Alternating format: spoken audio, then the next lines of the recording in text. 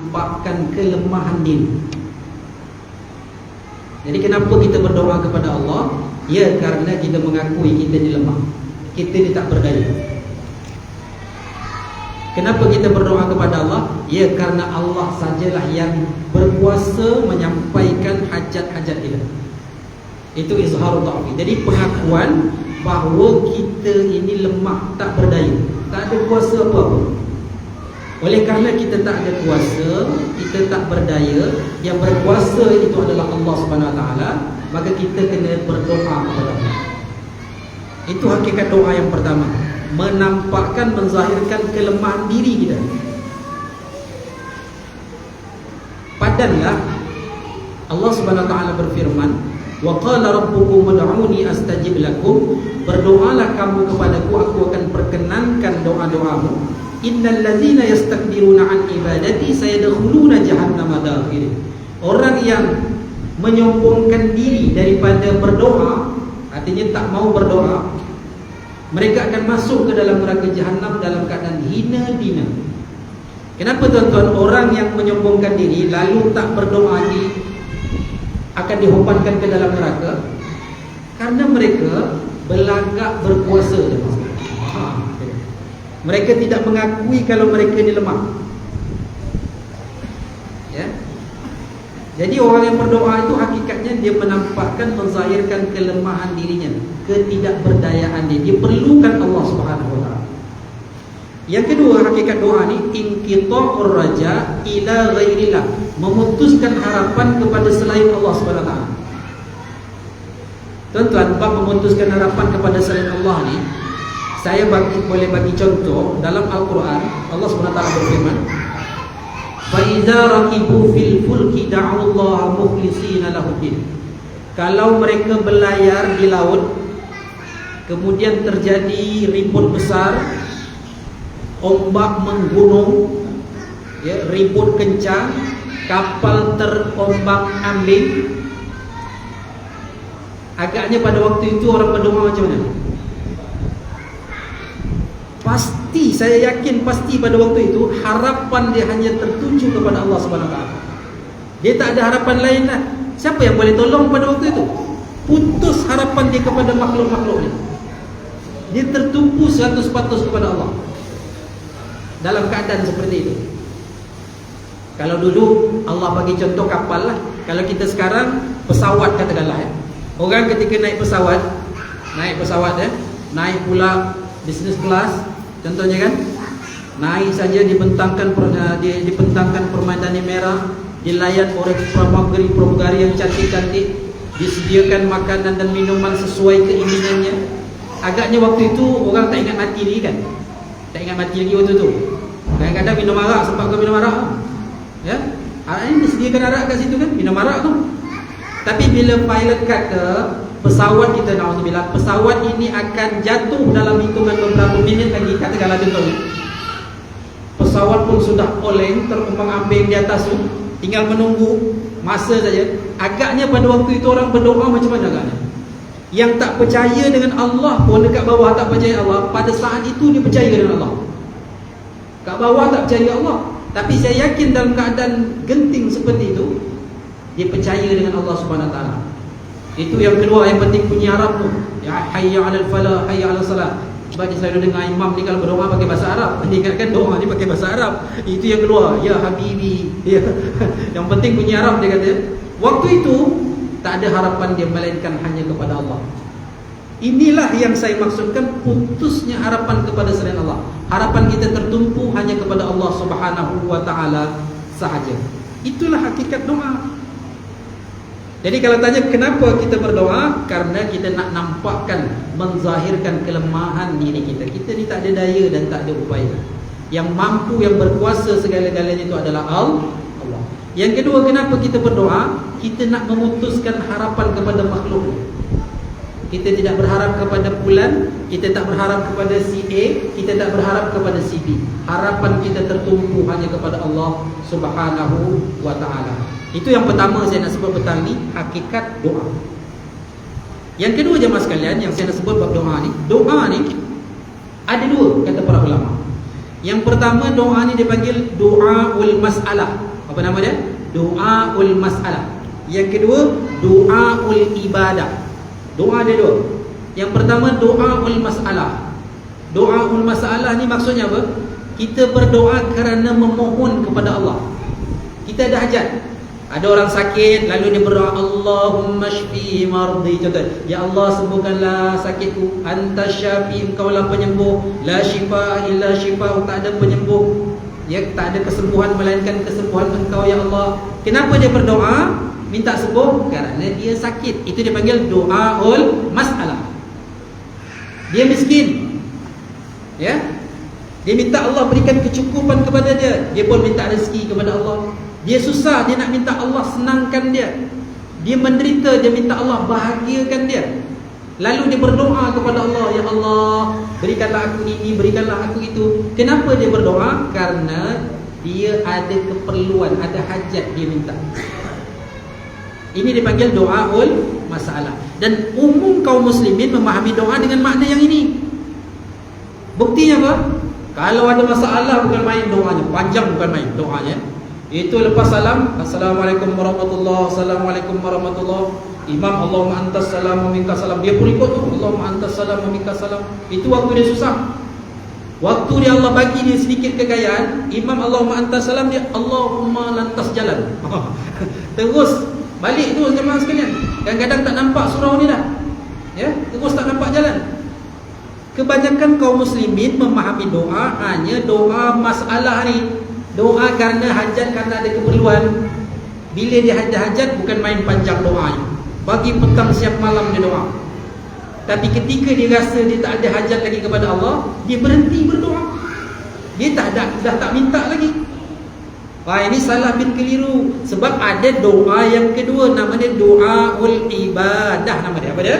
Doaul ibadah nama dia. Doa kerana beribadah kepada Allah Subhanahu Wa Taala. Allah SWT berfirman, Nabi SAW bersabda, ad-doa huwal ibadah. Doa itu adalah ibadah. Nah, kalau doa yang jenis kedua, dia jemaah sekalian, dia tak tunggu ada keperluan, tak tunggu ada hajat. Senantiasa dia berdoa. Dia ada hajat ke tak ada hajat, dia akan tadah tangan minta kepada Allah SWT. Sebab dia memahami doa itu adalah ibadah. Macam kita solat lah. Takkan solat tunggu miskin je baru solat. Tunggu ada masalah je baru solat. Bila tak ada masalah dah tak sembahyang dah. Puasa, tunggu sakit je baru nak puasa. Sihat tak nak puasa. Contohlah gitu ya. Kan tak begitu kita kan. Sama doa pun sama, dia ibadah. Ada hajat ke tak ada hajat, ada keperluan ke tak ada keperluan, kita tetap ya berdoa. Itu yang kedua nak sebut ya. Jadi doa ada berapa tadi? Ada dua. Ada doaul masalah, ada doaul ibadah. Doa masalah, doa karena kita minta, kita ada keperluan lalu kita minta kepada Allah. Itu doaul masalah. Boleh, tak ada masalah. Yang kedua doaul ibadah. Kenapa kita berdoa? Ya karena doa itu adalah ibadah. So jangan tunggu ada keperluan, jangan tunggu ada hajat saja. Bila masa saja, anytime kita berdoa kepada Allah Subhanahu Wa Taala sebagai bukti kita ini hamba yang lemah tak berdaya. Sebagai bukti kita mengharapkan kepada Allah Subhanahu Wa Taala. Itu yang kedua saya nak sebut. Yang ketiga jemaah sekalian, dalam Al-Quran dan dalam hadis banyak Allah cerita pasal Allah akan mengabulkan doa. Seperti ayat yang saya bacakan tadi. Wa qala rabbukum ud'uni astajib lakum. Dan Tuhan kamu berfirman, ud'uni, berdoalah kamu kepadaku, astajib lakum, nescaya pasti aku akan perkenankan doa-doa kamu. Ini janji Allah. Allah ini mustahil mungkir janji. Innallaha la yukhliful mi'ad. Sungguh Allah tidak akan mungkir janji jemaah sekalian. Kalau kata Allah, doalah akan aku mustajabkan, memang akan mustajab sungguh. Allah akan mustajabkan doa kita. Cuma masalahnya jemaah sekalian, cara Allah memustajabkan doa itu kata para ulama ada 5 cara. Mudah-mudahan selepas kita tahu 5 cara Allah memustajabkan doa ini, kalau kita pernah berdoa atau telah berdoa nampak macam belum Allah mustajabkan, insya-Allah kita tidak akan berputus asa daripada berdoa. Apa 5 cara ni? Yang pertama, jemaah sekalian, cara Allah mustajabkan doa. Allah berikan apa yang kita minta, seperti yang kita minta, dan pada waktu itu juga. Wah, ini hebat ni. Dia minta, macam ulama-ulama kita dulu nak pergi dakwah kan, nak pergi dakwah, tengok ada sungai, jembatan pula tak ada. Ada sungai, jembatan tak ada. Apa macam nak menyeberang? Doa kepada Allah, bismillahirrahmanirrahim, berjalan atas air, jemaah sekalian. Itu ulama-ulama kita dulu lah. Kalau kita yang buat pula ya, ada sungai, bismillahirrahmanirrahim, nyeberang, tenggelam insyaAllah. Ya, dia doa, Allah mustajabkan ketika itu juga serta merta seperti yang dia minta. Itu cara yang pertama. Wah, ini tentunya doa para nabi, wali-wali Allah. Ini cara Allah mengabulkan doa yang pertama. Yang kedua, Allah mengabulkan doa kita seperti yang kita minta, tapi Allah tangguhkan. Ambillah contoh 2010 hari tu minta kaya. Dia minta kaya, Allah tak bagi lagi. 2024 baru Allah bagi apa yang dia minta 2010 tu. 2024 baru Allah bagi, yakni kekayaan tu. Allah bagi seperti yang dia minta, tapi Allah tangguh. Apa sebab Allah tangguh? Ini ya. Sebab Allah tangguh tu berbagai sebab. Yang tahu kekayaan itu baik atau tidak untuk kita hanya Allah. Barangkali di 2010 kalau Allah kabulkan kita jadi orang kaya, na'udzubillah, kekayaan itu digunakan untuk joli, untuk menderhaka kepada Allah, untuk bermaksiat, kan tak baik untuk kita. Kita tak siap lagi untuk menerima apa yang kita minta tu. Oleh kerana itu Allah tangguhkan pengabulannya. 2024 baru kaya, minta 2010 ni. Sebab apa? Allah Maha tahu apa yang masa yang sesuai untuk kita menerima anugerah itu. Jadi kalau hari ini kita doa, nampak belum Allah beri seperti yang kita minta, barangkali Allah tangguhkan. Saat ini kita belum bersedia menerimanya. Itu cara yang kedua. Cara yang ketiga, Allah memustajabkan doa ni, jemaah sekalian. Cara yang ketiga, Allah memustajabkan doa. Cara yang ketiga, Allah tidak beri seperti yang kita minta, tetapi Allah tukar dengan yang lebih bermanfaat untuk kita, yang lebih berguna untuk kita. Sekali lagi, yang tahu baik atau buruk untuk kita itu adalah Allah. Kita sendiri pun tak tahu apa yang baik untuk kita, tuan-tuan. Kita minta kaya, contoh tadi lah, minta kaya, minta rumah, minta kereta, minta macam-macam lah ya. Oh, Allah tak bagi. Allah tahu kekayaan ni tak elok untuk orang ni, lalu Allah tukar dengan yang lebih baik bagi dia. Apa dia? Bini dia jadi solehah. Sebelum ni bini dia tak solehah. Berkat dia doa minta kaya ni, bini dia tiba-tiba jadi baik, suami dia jadi soleh, anak-anak dia jadi soleh-solehah. Masya Allah. Kalau saya tanya tuan-tuan lah, mana lebih elok? Kekayaan banyak tapi bini jahat, anak nakal-nakal belaka, mana lebih elok kekayaan dengan kesalehan? Kesalehan lebih baik kan? Kalau kaya saja, apa kata orang tu, untuk apa rumah bertingkat-tingkat, kenderaan mengkilat-kilat, duit berlipat-lipat, isteri sampai 4, tapi hari-hari kiamat kan tak ada guna tu kan? Kiamat tu maknanya bergaduh lah. Tuan-tuan, harta banyak pun kalau bini tak baik, serabut tuan-tuan. Harta banyak pun kalau suami jahat, puan-puan, jahanam. Harta banyak sebanyak mana pun kalau anak-anak nakal, na'udzubillah min zalik.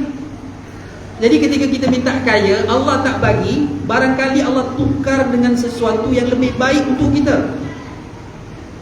Yani, Allah berikan sesuatu yang lebih bermanfaat untuk kita. Itu cara yang ketiga, Allah tukar.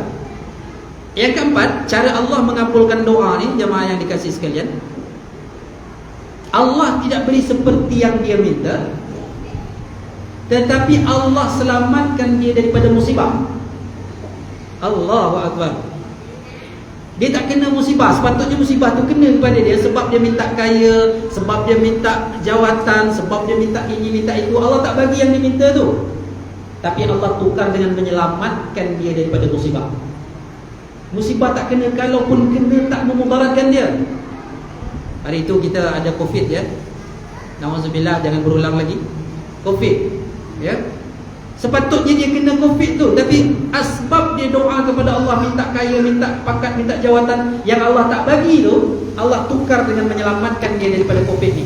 Kena mungkin, tapi tidak membahayakannya. Sebab apa? Doanya. Yang terakhir, cara Allah memustajabkan doa ni mas sekalian, Allah tak bagi sama sekali dekat dunia ni. Allah tak bagi sama sekali dekat dunia ni, tapi Allah simpan pahalanya di akhirat nanti. Allahu Akbar. Jadi ada orang barangkali jemaah sekalian, di akhirat nanti digayat masuk surga. Tuan-tuan tahu gayat? Gayat ni kalau kita berada di ketinggian kan, kita rasa macam, oh, apa pasal tinggi sangat surga ni? Maknanya mulia sangatlah dia. Dia terkejut. Surga hari-hari boleh jumpa Nabi, hari-hari boleh jumpa sahabat contohnya. Walhal dia tahu masa kat dunia dulu dia bukan ahli ibadah sangat. Ya.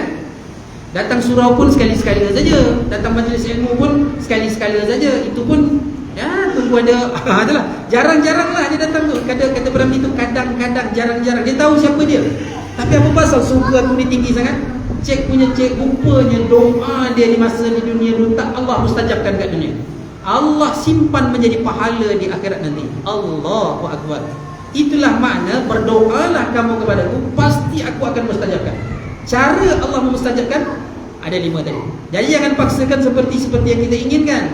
Jadi untuk yang baru datang ada 5 cara Allah memustajabkan. Saya ringkaskan. Yang pertama, Allah beri seperti yang kita minta dengan kadar segera. Yang kedua, Allah beri seperti yang kita minta tapi ditangguhkan. Yang ketiga, Allah tak beri seperti yang kita minta, tak bagi seperti yang kita minta, tapi Allah tukar dengan sesuatu yang lebih baik untuk kita. Yang keempat, Allah tak bagi seperti yang kita minta, tapi Allah selamatkan kita daripada malapetaka, daripada bencana. Dan yang kelima, yang terakhir, Allah tak bagi dekat dunia ni doa kita, tapi Allah simpan pahalanya di akhirat nanti. Apapun orang berdoa pasti tidak akan rugi jemaah sekalian. Pasti tidak akan rugi. Apa pesannya untuk saya tuan-tuan dan puan-puan? Banyak-banyaklah berdoa. Wabil khusus dalam bulan suci Ramadan. Tuan-tuan, sebelum saya lanjutkan sikit lagi bab doa ni, khusus dalam bulan suci Ramadan ini, ya, berkumpul di bulan suci Ramadan ni asbab-asbab doa mustajab. Wabil khusus menjelang berbuka ni. Tuan-tuan, kalau tuan-tuan belajar ayatus siyam, ayat-ayat puasa, Al-Baqarah bermula 183 sampai 187. 183, ya ayyuhallazina amanu kutiba alaikumusiyam, cerita pasal puasa. Ya. 84 masih lagi ayyaman ma'dudat, masih cerita pasal puasa. 85 syahrul Ramadan allazi unzila fihi al-Quran, cerita pasal Ramadan dan Al-Quran serta hari raya. 85. 87 cerita pasal berbuka malam. Uhilla lakum lailatus siyam rafasu ila nisaikum, dihalalkan pada malam puasa itu kamu bercampur dengan isteri. Itu 187. Yang menarik ni di 186. Wa idza sa'alaka ibadi anni fa inni qarib ujibu da'watad da'i idza da'an falyastajibu li wal yu'minu bi la'allahum yarshudun. Ayat 186 tu macam tak ada kena mengena dengan puasa. 183 cerita puasa, 1 hingga 184, 185 cerita Ramadan masih berkaitan dengan puasa lah. Cerita Al-Quran 187 lagilah cerita bulan puasa ni. Ya, dengan malam-malam puasanya, berbukanya itu 187. 186 Al-Baqarah 186 itu cerita pasal doa. Dia macam tak ada kena mengena, tiba-tiba cerita pasal doa. Akhirnya para ulama yang mengkaji tentang tanasubul ayat, keserasian ayat, ya, mereka mendapat kesimpulan bahawa kenapa 186 ni cerita pasal doa, tak cerita pasal Ramadan, pasal puasa, pasal buka, ya, tak cerita pasal i'tikaf, cerita pasal doa. Alasan mereka yang pertama, ternyata dalam bulan Ramadan adalah masa paling mustajab untuk berdoa. Yang kedua, kenapa letak dia antara puasa dengan berbuka? Ayat 187 tu cerita berbuka lah malam. Summa atimus siyama ilal lail Rupanya masa yang paling mustajab untuk kita berdoa di bulan Ramadan adalah menjelang berbuka. Ini pesan yang sekali. Ketika menjelang berbuka, jangan sibukkan dengan perkara-perkara duniawi. 5 minit menjelang kita makan tu, menjelang kita minum tu, khalas, sudah. Perkara-perkara dunia ini hentikan jamaah sekalian. Fokuslah zikir dan berdoa kepada Allah. Karena kemuncak kemustajaban doa itu ada ketika menjelang berbuka. Itu isyarat kenapa 187 lepas cerita puasa kemudian cerita berbuka diselek dengan cerita pasal doa oleh Allah Subhanahu Wa Taala. Jemaah sekalian, saya nak cerita dengan jemaah sekalian. Ketika di Multazam tu di Mekah lah. Multazam tu antara Hajar Aswad dengan pintu Kaabah. Ada kecil je tempat tu dipanggil Multazam. Peliknya, kawan-kawan pergi haji, pergi umrah, dia abaikan Multazam ni. Dia berebut nak cium Hajar Aswad. Nak cium Hajar Aswad tu sampai gaduh-gaduh, sikut orang, tarik orang, berikhtilat, campur baur lelaki dan perempuan. Campur lelaki dan perempuan tu haram, menyakiti orang haram. Cium Hajar Aswad sunnah. Kita tak boleh buat benda haram karena nak melakukan benda yang sunnah, tak boleh. Tak dapat pahala, malah berdosa. Beria-ria nak cium Hajar Aswad tu sebab nak cerita balik kampung.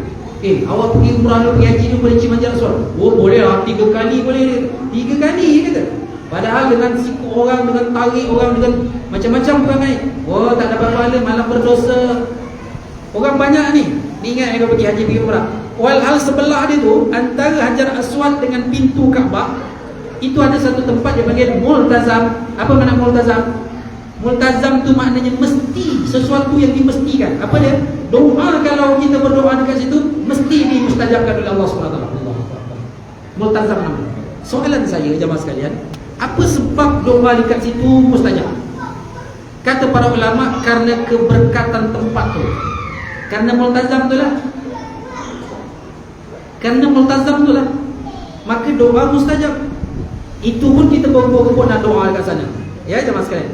Nah sekarang ketika menjelang berbuka di bulan Ramadan, berkumpul sebab-sebab kemustajaban doa. Yang pertama, waktu itu kita sedang berpuasa. Kata Nabi, 3 orang yang doanya tidak ditolak oleh Allah, antaranya adalah orang yang sedang berpuasa. Kan sebelum berbuka kita sedang berpuasa lagi kan? Sebab yang pertama. Yang kedua, kita berada di bulan Ramadan. Bulan Ramadan, wa da'awat fiha mustajabah. Doa-doa di dalam bulan Ramadan ini dimustajabkan. Sebab kemuliaan bulan Ramadan, doa mustajab. Dan yang ketiga, menjelang berbuka, doa mustajab. Inda fitri, ketika orang berbuka ada doa mustajab. Ada 3 sebab doa kita mustajab menjelang berbuka jemaah sekalian. Allah. Multazam satu saja, sebab tempat. Berbukalah pula kita di surau. Surau kan salah satu dari min buyutillah, baitun min buyutillah, rumah daripada rumah-rumah Allah. Tempat mustajab lagi berdoa. Tambah lagi satu, tempat keberkatan tempat ni. Kalau kita buka kat surau, kat masjid jemaah sekalian, ada 4 sebab. Jadi saya mengingatkan diri pribadi dan tuan-tuan dan puan-puan, menjelang berbuka tu putuskan urusan duniawi ini daripada hati kita. Fokuslah berzikir dan berdoa kepada Allah. Karena pada waktu itu doa mustajab sekali jemaah sekalian. Mintalah apa saja kebaikan dunia dan akhirat kita jemaah sekalian. Tuan-tuan, puan-puan yang dikasih sekalian, kita sambung doa kita. Tiap jemaah yang dirahmati Allah sekalian, dalam Al-Quran ada 2 istilah yang Allah gunakan untuk kemustajaban doa. Ada 2 istilah. Yang pertama, Allah menggunakan istilah ijabah namanya. Apa dia? Ijabah. Yang kedua, Allah menggunakan istilah istijabah namanya. Apa dia? Istijabah. Ini untuk memperkenankan doa kita. Ada 2 istilah dalam Al-Quran. Jemaah yang dirahmati Allah sekalian, apa maksud ijabah? Ijabah ini Allah memperkenankan doa kita, ya, tapi tidak seperti yang kita minta. Macam tadi saya ceritalah, boleh tukar dengan yang lebih baik, selamatkan kita daripada musibah, atau nanti disimpan di akhirat. Itu kalau ijabah. Allah perkenankan doa kita, tapi tak seperti yang kita minta. Itu ijabah. Allah akan perkenankan ikut Allah Subhanahu Wa Taala. Itu ijabah. Yang kedua istijabah. Istijabah jamaah sekalian, Allah perkenankan doa sama persis seperti yang kita minta. Wah, ini luar biasa ya. Saya yakin tuan-tuan dan puan-puan di majlis ini ya, ingin tahu bagaimana doa kita ni supaya diijabah atau diistijabah. Tuan-tuan, mari kita buka lembaran Al-Quran. Ada syarat-syarat yang kita penuhi untuk doa kita diijabah atau diistijabah. Saya ulangi lagi ya. Ijabah apa tadi? Allah perkenankan doa kita tapi tidak seperti yang kita minta. Boleh jadi Allah tukar dengan sesuatu yang lebih baik. Itu ijabah. Apa syaratnya supaya doa kita ini diijabah oleh Allah? Tuan-tuan, puan-puan boleh buka surah nomor 2, surah Al-Baqarah ayat 186 yang saya bacakan tadi. Allah berfirman, "Wa idza sa'alaka 'ibadi 'anni fa inni qarib." Dan apabila hamba-hambaku bertanya kepadamu ya Muhammad, anni tentang aku, fa inni qarib, maka sungguh aku amatlah dekat. Tak perlu mekik-mekik, tak perlu menjerit-jerit. Allah itu dekat sekali. Ya, wa iza sa'alaka ibadi anni fa inni qarib ujibu da'watad da'i idza da'an. Aku akan mengijabah doa apabila orang berdoa kepadaku. Itu uji itu ijabah. Apa syaratnya? Doa kita ni nak diijabah oleh Allah. Dua syaratnya. Yang pertama, falyastajibu li, maka hendaklah mereka menyahut seruanku. Wal yu'minu bi, dan hendaklah mereka beriman kepadaku. Ada berapa syarat doa ijabah? Dua. Yang pertama, syarat doa kita diijabah oleh Allah, mestilah kita menyahut seruan Allah, memenuhi panggilan Allah. Apa makna menyahut seruan Allah? Seruan Allah tu dua je jemaah sekalian. If'al la taf'al. Buat, jangan buat. Syarat pertama supaya doa kita ni diijabah oleh Allah, kerjakan perintah, tinggalkan larangan Allah. Ini syaratnya jemaah sekalian. Oh, patutlah kita dah selalu doa tapi tak diijabah oleh Allah. Barangkali penyebabnya kita gagal melaksanakan perintah Allah, malah melaksanakan mengerjakan larangan Allah. Itu mungkin sebabnya. Ini syarat pertama jemaah sekalian. Kalau doa kita nak diijabah oleh Allah, sahut seruan Allah. Apa yang Allah perintahkan buat. Apa yang Allah perintahkan buat. Kuat perintah itu wajib. Tak kuat perintah sunnah. Kuat larangan haram. Tak kuat larangan makruh. Kita ni kadang-kadang bila cakap makruh, alah makruh tak apa dia kata. Padahal makruh tu maknanya dibenci. Makruh di sisi Imam Syafi'i dia tak buat jemaah sekalian makruh. Tak ada perintah, tak ada larangan, mubah, harus kita buat. Jadi kalau rasa-rasa doa kita nak diijabah oleh Allah, pastikan kita melaksanakan perintah, menjauhi larangan. Buat apa yang Allah suruh, jangan lakukan apa yang Allah larang. Yang kedua, wal yu'minu bi, dan dalam beriman kepadaku. Wah, ini syarat mutlak lah. Doa macam mana pun panjangnya, bersyair-syair, berlagu-lagu doanya, kalau tak beriman kepada Allah Subhanahu Wa Taala, yakinlah doa itu mustahil diijabah oleh Allah Subhanahu Wa Taala. Kalaupun Allah perkenankan, itu adalah sebagai ujian bagi dia. Allah tidak perkenankan doa orang yang tidak beriman kepadanya. Dua syarat ini kalau nak doa kita diijabah. Tapi kalau tuan-tuan dan puan-puan nak doa kita diistijabah, wah, istijabah ni lagi hebat. Doa para nabi, doa para wali, macam mana dia minta, seperti itulah Allah bagi. Itu istijabah. Oh, saya yakin kita semua nak macam ni kan, kalau boleh kan. Kita sakit minta sembuh, Allah beri kesembuhan. Kita miskin minta kaya, Allah berikan kekayaan. Kita jahil, kita minta ilmu, Allah berikan ilmu pengetahuan. Istijabah namanya. Apa syaratnya istijabah? Syarat istijabah dalam Al-Quran ada 5. Tadi 2, tambah 3 lagi. Tuan-tuan boleh buka surah Al-Anbiya pada ayat yang ke-90. Kalau tuan-tuan baca surah Al-Anbiya bermula ayat daripada ayat 83 dan seterusnya sampai ayat ke-90, itu cerita pasal doa para nabi. Saya ambil daripada ayat 89 contohnya. Apa kata Allah? Wa Zakaria idh nada rabbahu rabbi la tazarni fardan wa anta khairul warithin. Dan Nabi Zakaria ketika dia berdoa kepada Tuhannya, apa doa Nabi Zakaria? Rabbi la tazarni farda, ya Allah, jangan kau biarkan aku bersendirian. Dia tak ada anak, dia sudah tua, istrinya pun sudah tua, dan dinyatakan mandul istri dia ni. Tak ada anak tuan-tuan.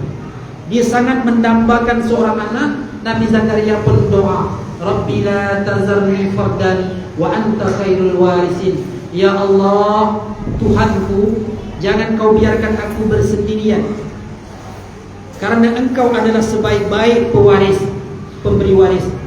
Ini amalan untuk tuan-tuan dan perempuan dah lama menikah tapi tak dapat anak.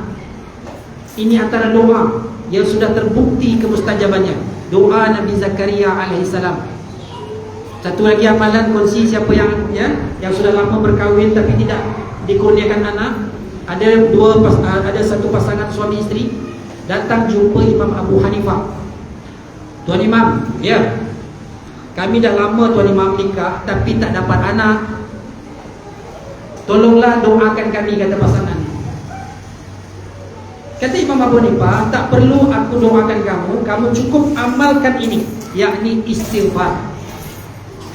Imam Abu Hanifah kemudian membaca surah Nuh, faqultu astaghfiru rabbakum innahu kana ghaffara. Maka aku berkata, wahai kaumku, beristighfarlah kamu kepada Allah, mohon ampun kepada Allah, karena Allah itu Maha Pengampun. Kalau kamu beristighfar, yursilis samaa alaikum midrara, Allah akan turunkan hujan yang penuh keberkatan, yakni rezeki kepada kamu. Wa yumdidukum bi amwalin wa banin, dan Allah akan berikan, anugerahkan, banyakkan kepada kamu harta dan anak-anak. Allah Akbar. Kalau rasa nak anak, nak harta, berkat, jemaah sekalian, banyakkan istighfar. Banyakkan istighfar. Selain istighfar, baca doa ni, Rabbi habli Rabbi la tazarni fardan wa anta khairul warisin. Ini doa Nabi Zakaria. Pada ayat yang ke-90, ini yang saya nak cerita ni. Allah berfirman, apa kata Allah? Fastajabna lahu wa wahabna lahu Yahya wa aslahna lahu zawjah. Begitu Nabi Zakaria berdoa, kalau bahasa saya tak kering air liur lagi jemaah sekalian, Allah terus istijabah. Fastajabna itu istijabah lah. Allah bagi anak kepada dia. Kami istijabah doanya, lalu kami anugerahkan Yahya kepadanya. Istrinya kami betulkan. Apa maksudnya istri kan tadi mandul kan? Sebab doa Nabi Zakaria, wa aslahna lahu zawjah, kami betulkan kemandulan, kami sihatkan dia, sehingga istrinya yang dah sudah tua tu mandul pula boleh mengandung, boleh hamil jemaah sekalian. Itu istijabah dia panggil, seperti yang diminta. Luar biasa sekali. Tapi ada syaratnya. Kalau nak doa kita di istijabah ni ada syaratnya. Apa syaratnya? 2 tadi, sahut seruan Allah, yakni lakukan perintah, tinggalkan larangan, beriman kepada Allah. 2. Yang ketiga syaratnya, innahum kanu yusari'una fil khairat. Kalau rasa nak doa kita ni diistijabah, kita minta Allah bagi seperti yang kita minta, berlumba-lumbalah dalam berbuat kebaikan. Kalau boleh, surau belum buka kita dah datang. Subuh. Patutlah kita doa selamanya Allah tak bagi seperti yang kita minta. Kita dalam buat kebaikan lambat, asyik biarkan orang dulu je. Bagi ni ada sumbangan sekian-sekian, letak list nama, tak apa, you buat dululah. 2 hari lepas tu ada lagi tak? Dah penuh. Oh dah penuh, dia kata la ilaha illallah. Kita selalu lambat, kata Nabi. Allah senantiasa akan melambatkan rahmat dan kasih sayangnya kepada mereka-mereka yang melambat-lambatkan datang salat berjamaah. Patutlah kita doa Allah tak bagi seperti yang kita minta. Sebab apa? Kita lambat dalam berbuat kebaikan bagi orang dulu. Salat berjamaah orang dulu. Oh azan lagi dia kata. Kan duduk di atas ya kan? Jadi tingkat berapa tingkat ni? Ha? Tak tingkat. Ada atas 3, 5 tingkat 30 35. Wah bawah azan dia kata kan, duduk atas saja. Baru azan tu. Dah sudah azan belum qamat lagi. Dah qamat imam belum takbir lagi lah. Imam belum takbir lagi. Imam dah takbir, dah baca ayat, belum, masih ada berapa rakaat lagi. Asyik lambat. Orang yang macam ni tuan-tuan, doa dia tidak diistijabah. Maksudnya kalau dia minta pun Allah tak bagi seperti yang dia minta. Berlumbalah dalam kebaikan, apalagi dalam bulan Ramadan. Tuan-tuan, perempuan yang dikasihi sekalian, saya nak cerita sikit. Berlumba dalam bab dunia, siap-siaplah kecewa. Apa sebab? Sebab dunia ini sedikit sekali terhad jumlahnya. Saya nak tanya tuan-tuan, kursi Perdana Menteri itu banyak ke satu? Satu je kan? Perdana Menteri itu kan satu. Yang nak jadi Perdana Menteri kan ramai ke sikit? Ramai kan? Entah dalam ni ada yang bercita-cita kan? Pokok satu peluang, ada peluang nanti kan? Tak apalah nak cita-cita. Tapi saya nak bagi tahu, kursi Perdana Menteri itu satu saja. Yang berebut banyak. Artinya kalau berlumba nak dapatkan dunia, siap-siaplah kecewa. Dunia ni sedikit tuan-tuan. Nak jadi pengurusi surau ni seorang je. Contohlah, nak jadi ketua blok ni seorang je jemaah sekalian. Pokoknya kalau berlumba nak dapatkan dunia, siap-siap kecewa. Kerana dunia ni sikit, terbatas. Tapi berbeza kalau tuan-tuan dan puan-puan berlumba dalam bab akhirat, dalam kebaikan, pasti tidak akan kecewa. Sebab apa? Rahmat Allah itu lebih luas daripada segala sesuatu. Kata Allah, wa rahmati wasi'at kulla syai'. Rahmat aku ini lebih luas daripada segala sesuatu. Berlumba untuk dapatkan akhirat, dapatkan surga, dapatkan keampunan Allah, pasti tak kecewa. Sebab apa? Rahmat Allah itu luas. Takkan kecewa jemaah sekalian. Nah, kalau doa nak diistijabah, berlumbalah, bersainglah dalam berbuat kebaikan. Tanya kawan kita, akhi, bang, bro, ini dah hari 12 ni, dah berapa juzu awak mengaji? Kita tanya kawan kita. Alhamdulillah, dia kata dah sekali khatam. Sekali khatam? Wah. Oh, tak boleh. Kita azam dalam diri kawan kita ni lebih kurang saja dengan kita, kan? Bukanlah hebat sangat juga, lebih kurang dia sama dengan kita. Tapi macam mana dia 12 dah sekali khatam? Wah, aku mesti 3 kali khatam. Wah, itu namanya berlumba dalam kebaikan. Masya Allah. Kawan-kawan kita istighfarnya sampai bengkak matanya malam sebab tak tidur, sebab istighfar. Oh, kita tak boleh kalah bulan Ramadan ni. Istighfar, astagfirullah. Berlumbalah dalam kebaikan. Orang yang berlumba-lumba dalam kebaikan, doa dia akan diistijabah. Bagaimana dia meminta, seperti itulah yang Allah bagi. Yang keempat, syarat istijabah doa. Wa yad'unana raghaban wa rahaban. Dan mereka berdoa kepada kami dalam keadaan mengharapkan rahmat Allah dan takutkan akan azabnya. Ini penting ya sekalian. Sebab ada kadang kita berdoa, kita tak rasa takut kepada neraka Allah. Baca doa, minta jauhkan daripada neraka Allah. Wa qina azabannar. Nangis doanya. Rabbana atina fid dunya hasanah. Mau menangis boleh. Wa fil akhirati hasanah wa qina azabannar. Jauhkanlah kami daripada api neraka. Itu masa dia berdoa. Tapi lepas dia berdoa macam tak sabar-sabar nak masuk neraka. Faham maksudnya? Lepas saja berdoa minta jauhkan daripada neraka, buat maksiat. Kalau buat maksiat kan maknanya tak sabar nak masuk neraka tu. Ini maknanya ketika dia berdoa tak ada rasa takut kepada azab Allah. Waktu berdoa bukan main-main lagi. Allahumma inna nas'aluka ridhaka wal jannah. Minta keredaanmu ya Allah, minta surgamu ya Allah. Tapi lepas berdoa tak mau beramal untuk dapatkan surga. Itu makna masa berdoa tak mengharapkan rahmat Allah. Orang macam ni doanya tidak istijabah. Oh, patutlah berdoa selama ni Allah tak bagi seperti yang kita minta. Doa kita silap. Masa berdoa tak mengharap rahmat Allah, tak takut azab Allah. Lepas ni kena berubah. Yang terakhir, yang kelima, syarat istijabah doa adalah wa kanu lana khashiin. Dan mereka yang para nabi yang diistijabah doa itu, semua mereka tunduk patuh belaka kepada Allah SWT. Tunduk, tak ada kesombongan dalam diri mereka. Tuan-tuan, angkat tangan berdoa. Tadi saya dah nyatakan hakikat doa apa dia? Menampakkan, menzahirkan kita ni lemah. Tapi ada orang berdoa, tapi dia tidak buang lagi keangkuhan dia, kesombongan dia. Masih lagi egois dia ni, selfish dia ni masih lagi.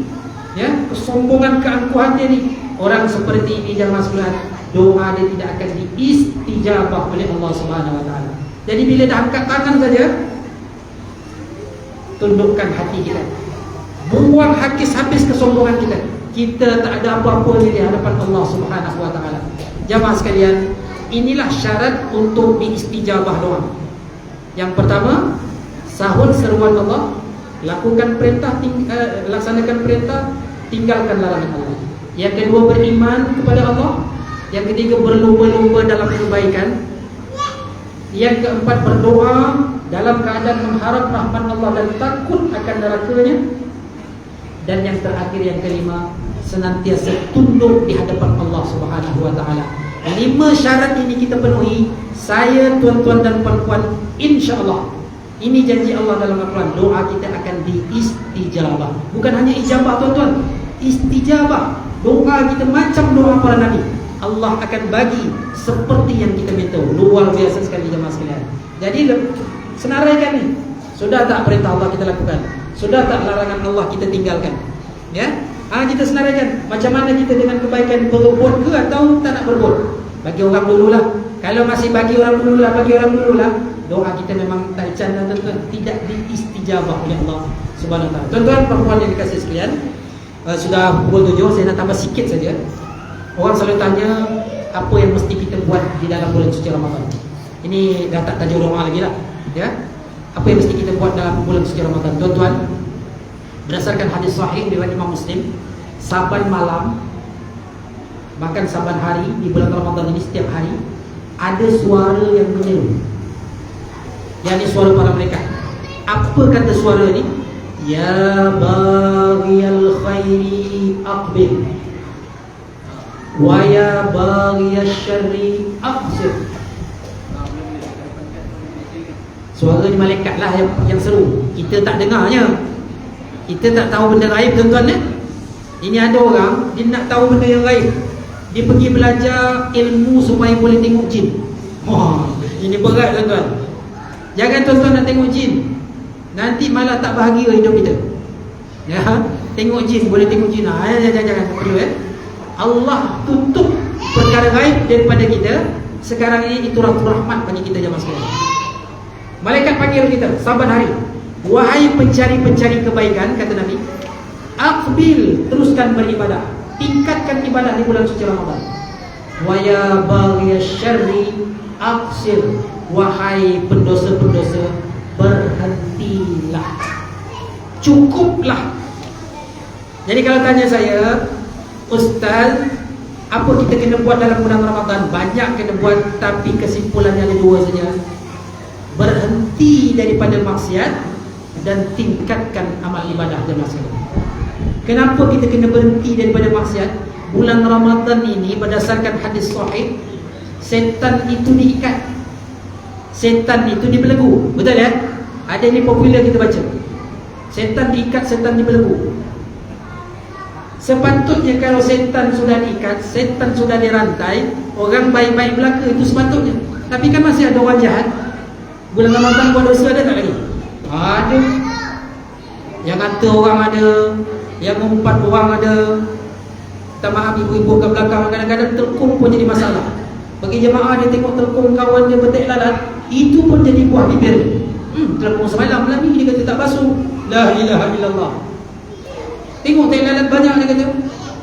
Dosa. Ya. Kawan assalamualaikum warahmatullahi wabarakatuh. Keluar. Oh, tak sembahyang tarawih itu. Kita tahu ke dia sembahyang kat rumah orang kali. Dosa belaka. Patutnya bulan Ramadan kita tak buat dosa sebab setan diikat. Soalannya kenapa masih ada orang buat maksiat di bulan Ramadan? Kerana dia adalah pelajar terbaik setan. Dia student tu, setan. Pelajar terbaik setan. Ingat tuan-tuan, kalau ada rasa tergerak nak buat dosa, bermakna dia ni sudah mendarah daging. Ajaran setan itu sudah mendarah daging. Setan tak perlu nak bimbing dia lagi, dia dah jalan sendiri tuan-tuan. Oh, sangat memalukan, sangat mengaibkan kalau kita masih bermaksiat di bulan Ramadan. Itulah perkara yang paling buruk dalam hidup kita. Bermakna kita pengikut setia setan. Na'udzubillah min dzalik. Jadi bulan Ramadan ini fokus dengan berhenti daripada maksiat, jangan buat maksiat. Saya tutup dengan satu kaedah jemaah sekalian. Ini disebut oleh Ibnu Utsaimin rahimahullah taala dalam Syarah Riyadhus Shalihin. Ini kaedah ni diguna pakai di setiap masa dan tempat, bukan hanya di bulan Ramadan. Kata para ulama, di tempat dan masa amal ibadah kita ini ditingkatkan pahalanya, maka pada tempat dan masa itu dosa pun dibesarkan dosanya. Kalau buat dosa. Contoh, sekali sembahyang di Masjidil Haram menyamai berapa? 100,000 sembahyang di Malaysia. Sembahyang di tempat lain. Sembahyang maghrib dia sambung 3 waktu, 3 rakaat. Kat sana pun 3 rakaat, sini pun 3 rakaat. Tapi dia punya fadilah sana 100,000 lebih baik daripada sembahyang kat sini. 100,000 lebih baik dia punya fadilah. Tapi ingat tuan-tuan, kalau buat dosa dekat tanah haram, dosa kecil pun boleh menjadi dosa besar dekat sana.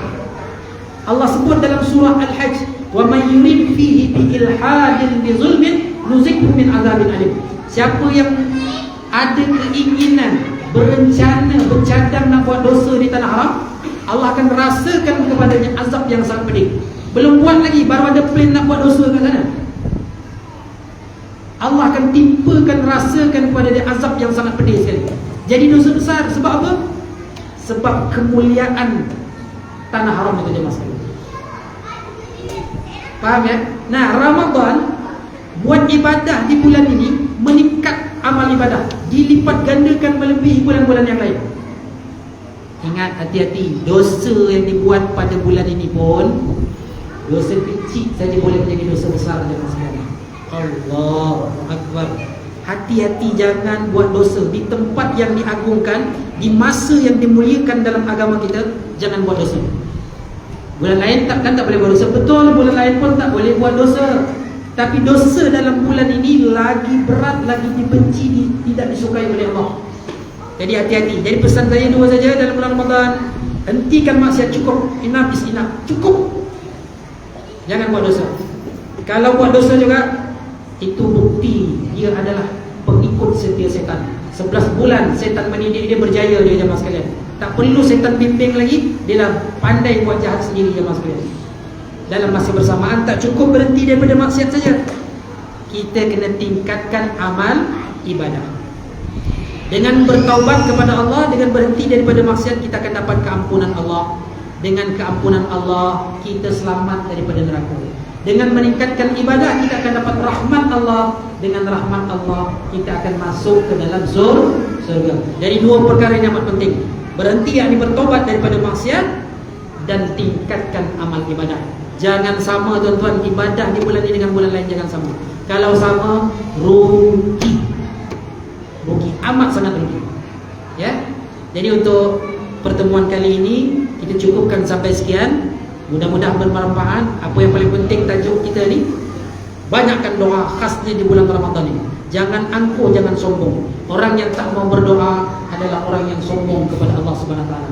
Ya, Allah ni beza dengan kita tuan-tuan. Kalau kita anak Adam ni, kalau selalu diminta marah, betul tak? Hari-hari datang minta dekat dia, walaupun dia orang kaya, marah lama-lama. Itu kalau anak Adam. Kalau Allah malah sebaliknya, kita tak minta kepada dia, Allah marah. Kalau kita, orang minta, kita marah. Allah sebaliknya, kalau kita tak minta, Allah marah. So, minta.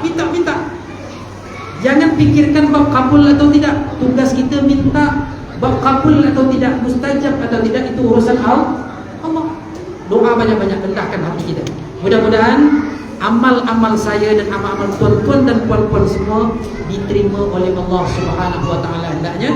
Amin. Allahumma amin. Sebelum kita tutup, mari aminkan doa saya, kita berdoa bersama. Kita ada 13 minit lagi ya. Kita doa sekejap ya. Mudah-mudahan Allah perkenankan doa kita ini. Na'udzubillahi minasyaitonir rajim. Bismillahirrahmanirrahim.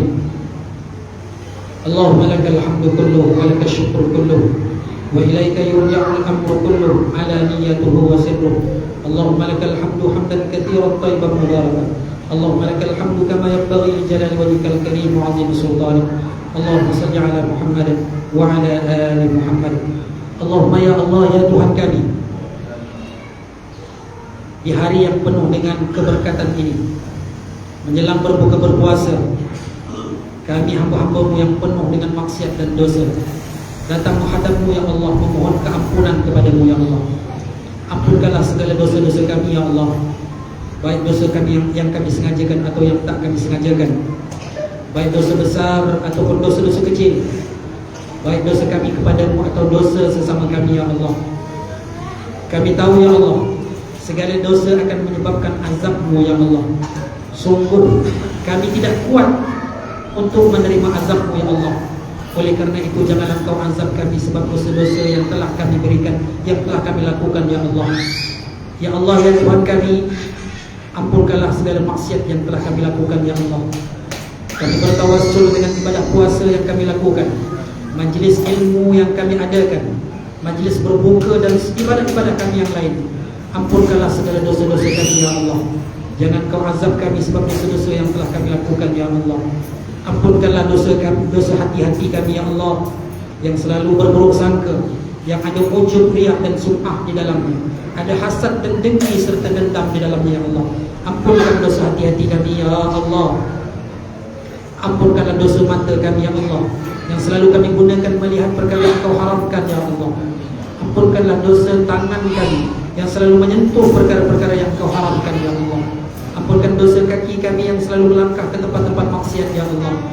Ampunkan ya Allah dosa perut-perut kami yang selalu memakan makanan yang Engkau haramkan ya Allah. Ya Allah, ya Tuhan kami, ampunkanlah dosa lidah-lidah kami yang selalu berbohong ya Allah, yang selalu berdusta ya Allah, yang selalu mengumpat, memfitnah, menghambur maki dan mengkeji ya Allah. Ampunkanlah dosa lidah-lidah kami ya Allah. Ya Allah, ya Tuhan kami, ampunkanlah dosa kemaluan-kemaluan kami ya Allah.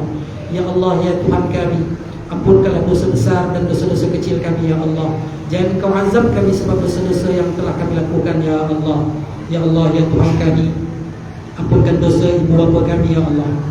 Kasihani dan rahmati mereka seperti mana mereka mendidik kami sejak kecil ya Allah. Terkhusus untuk ibu bapa kami yang telah meninggal dunia, ampuni dan rahmati mereka.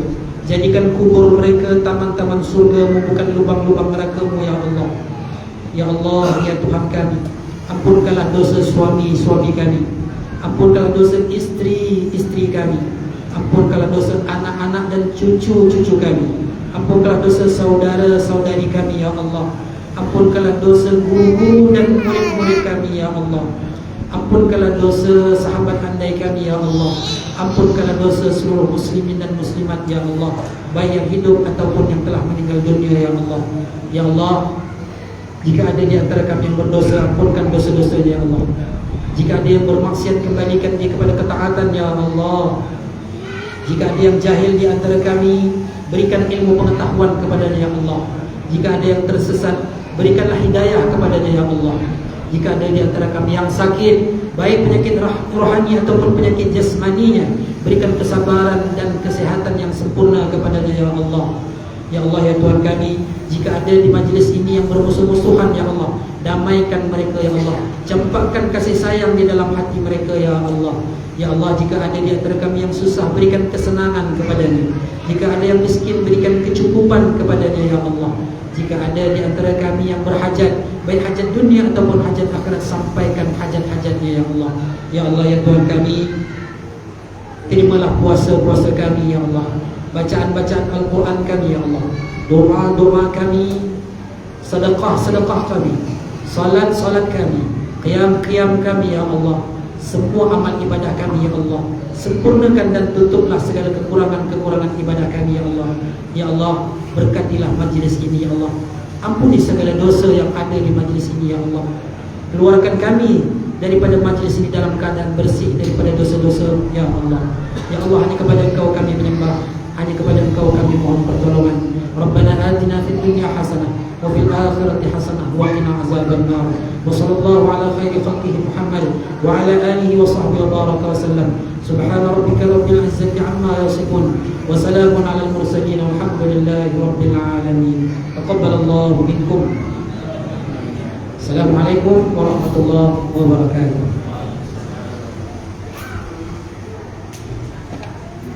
Waalaikumsalam warahmatullahi wabarakatuh. Alhamdulillah, Allah kepada Ustaz Muhtar yang mana pengisian beliau yang begitu padat. Saya nak simpulkan apa yang Ustaz sampaikan dengan dua perkara. Yang pertama, Nabi beritahu kepada kita, doa silahul mu'min. Doa itu adalah senjata bagi orang beriman. Yang keduanya, fastabiqul khairat, maka berbunlah ketika kita nampak kebaikan. Berdua perkara ini dalam bulan Ramadan dihimpunkan, maka insya-Allah doa kita jadi diistajabah.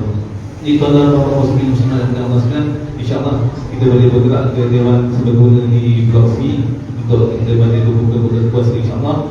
Buka ringan insya-Allah, kemudian kita ke surau untuk solat maghrib berjemaah, kemudian kita berbuka berat semula di Dewan. Sekian, kita tahu dulu banyak kita dengan tasbih kafar dan suatu asal di sana.